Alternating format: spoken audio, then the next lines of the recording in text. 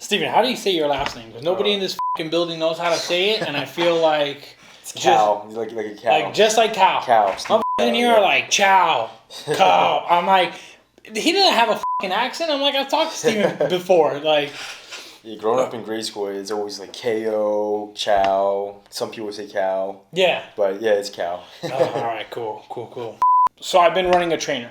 Okay. And it's my Don't Call It a Comeback trainer. And what we're sitting here looking at is pretty much my grocery list of what I'll be eating and the breakdown to my meals and, pretty much the ounces of protein and the amount of carbs I'll be intaking for the program. Now, the program's built off of burning fat and putting on muscle mass. Okay. Obviously, a lot of people say it's impossible. I sit here and I stare at you and I say, yeah, it is impossible. But this isn't the normal program, obviously. I'm not a pro. I'm not up on there on that level. But fortunately, I have you, and I can come to you for advice when it comes down to this. Yeah. So in-house, I know you've probably seen all diets, probably tried them all, and you break them down yourself. So pretty much how mine is ranged would be I go heavy carb pretty much in the morning, and then throughout the day, I do very, very little carbs with high protein. And then at night, I hit another heavy load of carbs as well, too. And, I've been running the diet for some time now. Yeah. And at first, I was thinking to myself, this sounds insane. Eating this many carbs at night. But I just feel like through the day, I'm starving. And when I see the load of carbs, I've been eating 14 ounces of white potato. Pretty much. That is crazy. Yeah, that's a lot. At dinner. And I'm eating it, and I'm like, dude, I am sweating right now. I'm like, I don't know if it's... I think what it is you are consuming a lot of food, and just depending on your activity level, whether if you're, really active when you're training, like... Yeah. If you're training really hard, like, you're going to be burning, like, a ton of calories. It's so hard to really just put down the X amount of calories or carbs that a person can... manage just because you don't know how hard you're training. Like, you could be training harder than this person, Yeah. So this person might need as much carbs. So how my training goes is I usually wake up first thing in the morning pretty early. I do fasted cardio, obviously, because like you said, I need to burn the calories, obviously, if I'm going to be consuming them. So I do fasted cardio in the morning. Yeah. And then after my workouts, I do another session of cardio. And now every 2 weeks, I'm starting at 20 minutes of cardio, and every 2 weeks, my cardio is going up by 5 minutes. Is that for fasted and post? So you're doing 20 fasted and post. So 40 minutes total a day you're doing? 40 total a day, but as the diet changes, obviously, due to body weight and measurements, I'm not just going off a scale. So I'll have my measurements done, and then we go back into it, and then we look at where I'm at, and then we go into counting the macros. But say, for instance, pretty much an example of the cardio would be week 1, week 2, I do 20 minutes of cardio twice a day. Yeah. Week 3, week 4, I do 25 minutes twice a day. Then 5, 6, 30, and 7 and 8, 35 twice a day. So I'm not trying to overload the cardio. Yeah. But in my experience, I always feel, I'm not sure how much cardio you do, but I've always felt that cardio is like king. Yeah. Like, I always felt like, dude, if you get the cardio in, like... you're good. Yeah, I feel like the cardio is just like the base where, like, just being in shape, if you're able to do up to an hour of cardio a day, like, you're going to look a certain way, you know? So I think what you have set up right here is pretty good, where you're tapering up your cardio. I think that's really ideal. Yeah. You don't want to just go in there and just do an hour just to do it, Like, you want to just monitor and see how you respond to things, because say you're only doing 20 minutes and you're getting leaner, you're staying full, like... you can maintain that until you hit a plateau. Then from there, you can increase the cardio. Yeah. Because some people, they just have this misconception, like, oh, like, I'm not losing weight fast enough, so, like, I'm going to do an hour and, like, kind of, like, pull back carbs, too, on top of it. So it's just, like, they're really just, like, depleting themselves. And it's just so hard for their metabolism to, like, really adapt to that. So I think what you have set up is really good so far. Oh, well, that's good. And, obviously, your word goes a long way for me in my book and everybody who's watching. So the great thing about that is, too, is...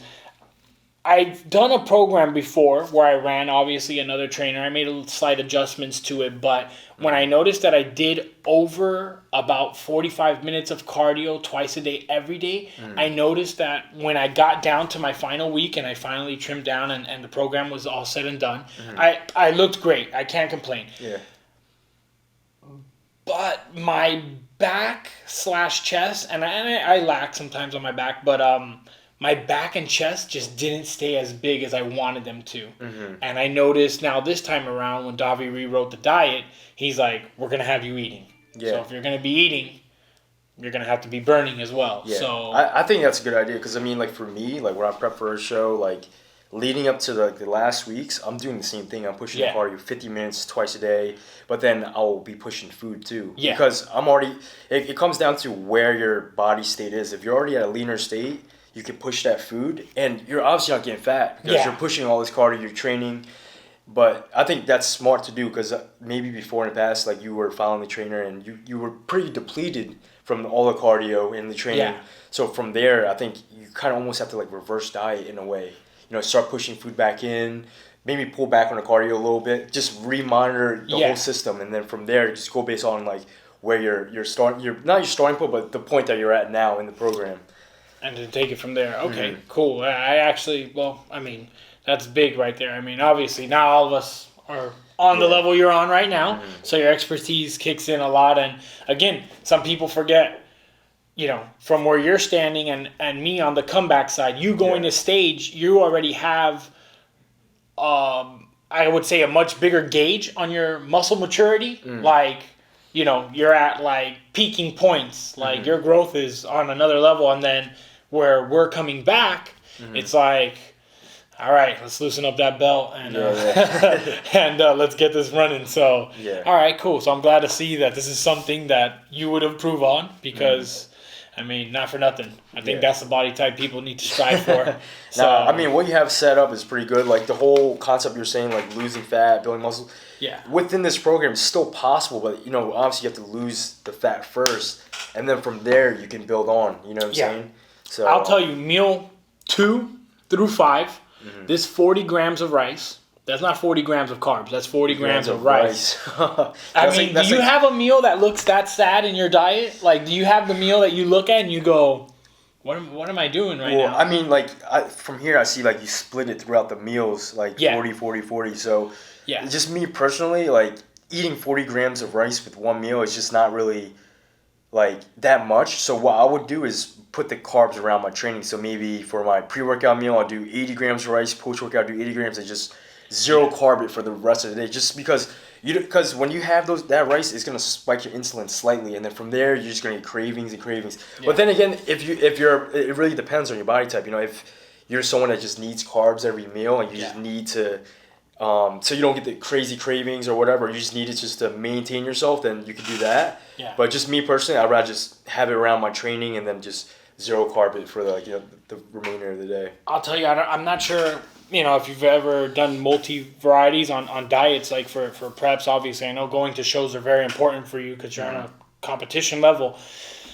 The beginning, I was eating, I would say, like a cup and a half of oatmeal, and it was just driving me insane. It's like a lot for you? At first it was. And now, like, when I wake up, I'm like, yo, I need more than this. And I'm losing weight, but, like, when I get to these 4 meals, I'm like, I'm just dreaming of those potatoes at night. And when they go away, I'm like, man, this is terrible. Yeah, the potatoes are so good, especially like some steak or something. It's almost like a cheat meal. It's weird. Yeah. It really helps out. I mean, I know they're not French fries, but anything you can season and bake, I mean, I'll take. Well, that's a good indicator for you to know that you're in a good spot, because when you're craving like that, I mean, you're obviously in a deficit for the week. You know, you might have higher carb days certain days, but just generally for the week, you're probably in a deficit. So your body's just craving this stuff, you know, and you're obviously losing body fat in the meantime. So, hey, if this is an approved message by you, then I'm going to take it. I'm going to run with it, and I'm not going to let you down as well, too, because obviously you're stamping it.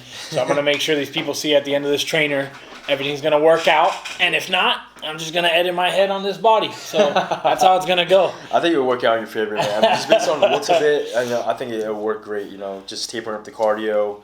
and just monitoring your food. Nice. That's good, man. Well, if I run into any troubles, I'm gonna give you a call and we'll sort this out together. Yeah, for sure. All right, y'all. Well, we're gonna go get into a workout and some other fun stuff. Stay posted, BPI Sports.